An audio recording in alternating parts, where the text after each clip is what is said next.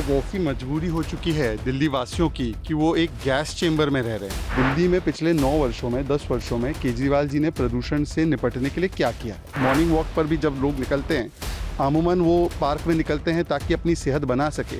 यहाँ पर तो ऐसे मास्क लगाए बगैर अगर आप पार्क में निकलेंगे तो ये आपके लिए हानिकारक होगा। आज जो दिल्ली वासियों को सहना पड़ रहा है, मतलब कि गैस चेंबर में रहना पड़ रहा है, वो सीधे रूप से अरविंद केजरीवाल जी और उनकी सरकार की नाकामी की बदौलत है। जो दिल्ली के मुख्य कारण है प्रदूषण के, जिसमें कि व्हीकुलर पोल्यूशन है, कंस्ट्रक्शन का डस्ट है, रोड का डस्ट है, इसके ऊपर अरविंद केजरीवाल ने कुछ नहीं किया है आज तक। आज ऐसी मजबूरी हो चुकी है दिल्ली वासियों की कि वो एक गैस चेंबर में रह रहे हैं और इस गैस चेंबर को बनाने में अरविंद केजरीवाल जी की सरकार पूर्ण तरीके से जिम्मेदार है। हर जगह पर आप देखें AQI 500, 600, कई जगहों पर 700 के पार हो चुका है। अरविंद केजरीवाल ने कहा था कि पंजाब की पराली मुख्य रूप से जिम्मेदार है। हालांकि हम ये नहीं मानते थे, पंजाब की पराली को उन्होंने दोष दी। अब आम आदमी पार्टी की सरकार पंजाब में बनी है, वहाँ पर 750% पराली जलाने की घटनाएं बढ़ चुकी है। ये रिपोर्ट सामने आ चुकी है। और जो दिल्ली के मुख्य कारण है प्रदूषण के, जिसमें कि व्हीकुलर पोल्यूशन है, कंस्ट्रक्शन का डस्ट है, रोड का डस्ट है, इसके ऊपर अरविंद केजरीवाल ने कुछ नहीं किया है आज तक। अरविंद केजरीवाल जी बायोडिकम्पोज़र लाकर पंजाब में छिड़कने वाले थे। 68 लाख रुपए का बायोडिकम्पोज़र बना, 23 करोड़ रुपए उसके विज्ञापन पर खर्च हुए। पंजाब की पराली आज भी जल रही है और बढ़कर जल रही है। दिल्ली के अंदर वैक्यूम क्लीनर से सड़कों की स्वीपिंग होने वाली थी।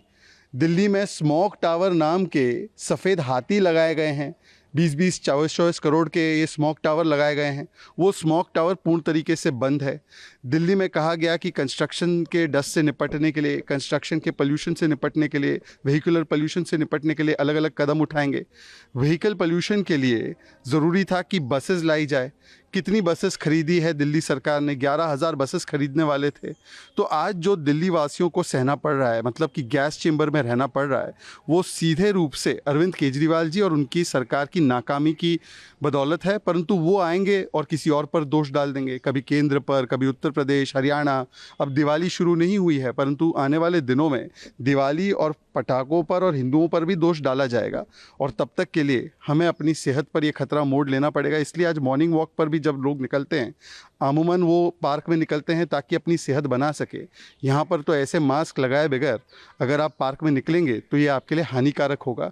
दिल्ली की जनता, खास करके बुजुर्ग जनता, महिलाएं और छोटे बच्चे जिनको सांस लेने में दिक्कत हो रही है, उसके लिए अरविंद केजरीवाल ही जिम्मेदार है। देखिए, ये सारी चीज़ें तो जैसे ही गाइडलाइंस किक इन होती है ग्रैब की, वो भी केंद्र के द्वारा की गई है, तो वो चीज़ें होती हैं, परंतु वो टेम्पररी सॉल्यूशंस है। वो सर्जरी जहाँ चाहिए वहाँ पर बैंडेड लगाने जैसा है। सवाल ये बनता है कि दिल्ली में पिछले 9 वर्षों में, 10 वर्षों में केजरीवाल जी ने प्रदूषण से निपटने के लिए क्या किया है।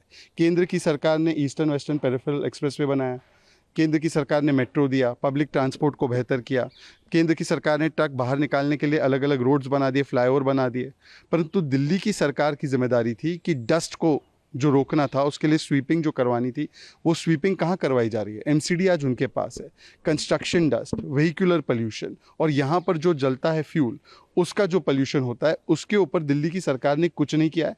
और दिल्ली की सरकार आज पंजाब में भी आम आदमी पार्टी की सरकार है। अरविंद केजरीवाल कहते थे कि ज़्यादातर जो प्रदूषण हो रहा है वो पंजाब की पराली की वजह से होता है। ये हमने नहीं कहा। आज पंजाब में आपकी सरकार होने के बावजूद भी पराली क्यों जल रही है वहाँ पर, और वो भी 740% उसमें बढ़ोतरी हुई है।